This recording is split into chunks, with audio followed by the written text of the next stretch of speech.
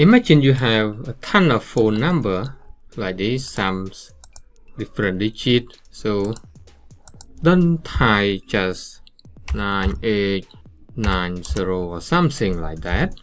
So let me show you a quick trick. So just type one separate. Here they have command.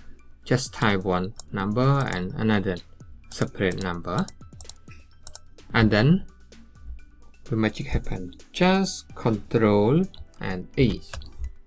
What you got here? Everything in place. And this one also Control E. And then here one more digit, here another digit, here another digit. This different digit and automatically.